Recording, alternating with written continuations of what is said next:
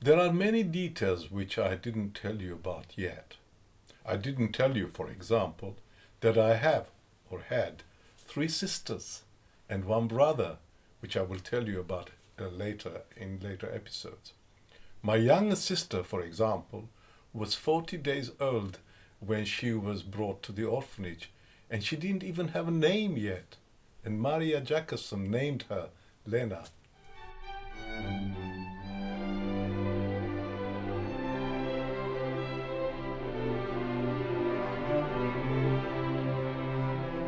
I lost contact with my brother for over 25 years.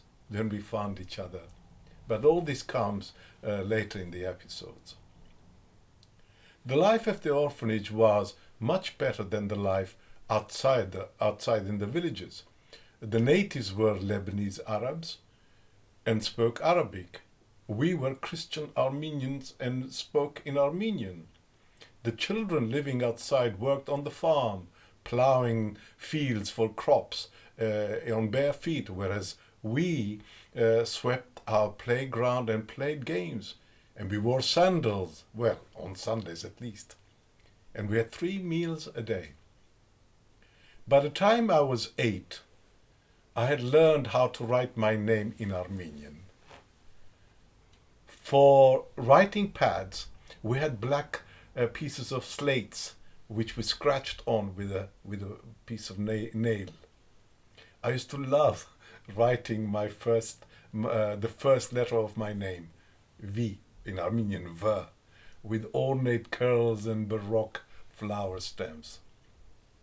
You see, despite the security and the comfort that the orphanage offered, still I had been thinking quite a lot about running away.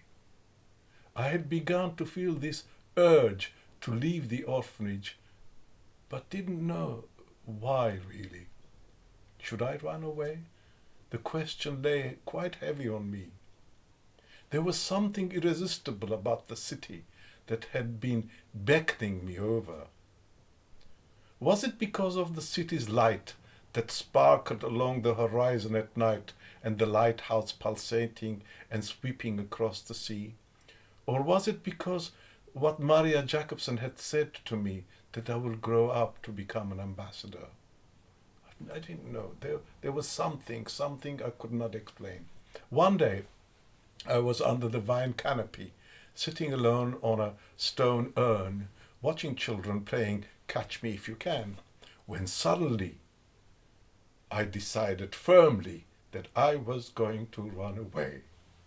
The decision was so sudden, it was almost like the uncontrollable urge to sneeze when you can do nothing but sneeze.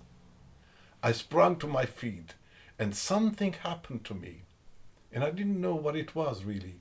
My mind went into overdrive and into a world of uncertainty. The idea of running away was so frightening, so scary, and yet so terribly irresistible. I walked away from the vine canopy and felt as if I was walking on water, my legs really wobbling. I didn't know how, but I was now in Maria Jacobson's room. "What's happened to you?" she said, looking at me with concern. "You're pale and sweating.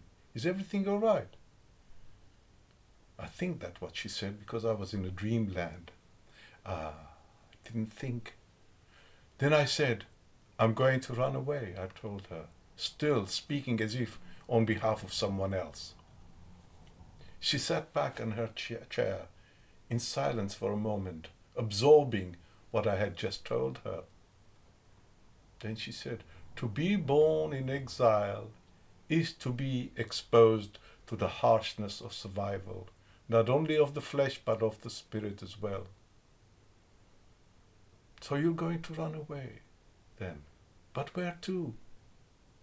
"To the city," I said. "The city? But you're only 8. "I know, but I want to." "Oh, my little angel, how am I to explain? Going out into the wild city means meeting up with wild people, disbelievers, murderers, liars, cheats.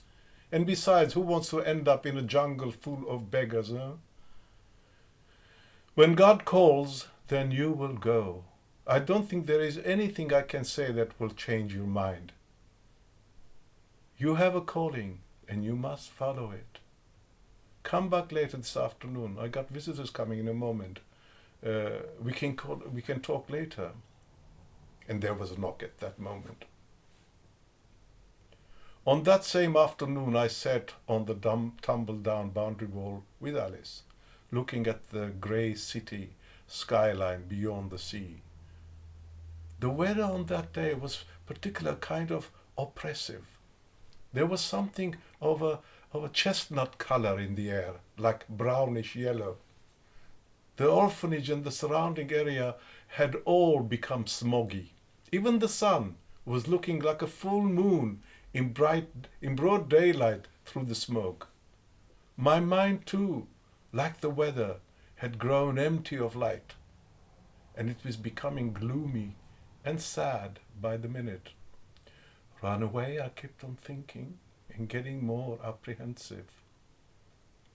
There's no fish in the sea today, Alice said, looking at the choppy sea that had uprooted seaweed onto the shoreline, so the entire beach was wiggling with glistening as if black eels. I kept on thinking, if I run away and find the refugee camp in the city, would anybody still be there?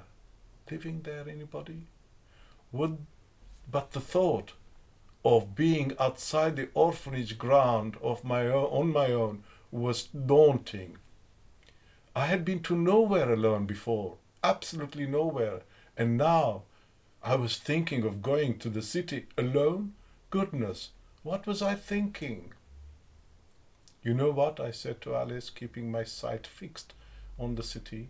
I'm going to run away. Where? To the village? You never. No, Alice, to the city. I'm going to run away right now. My mind had gone out of control, out of reality. What you mean now? Alice looked at me with fear in her eyes. Yes, I mean now, in a minute. What? And this is the end of this episode. Don't forget to like and subscribe.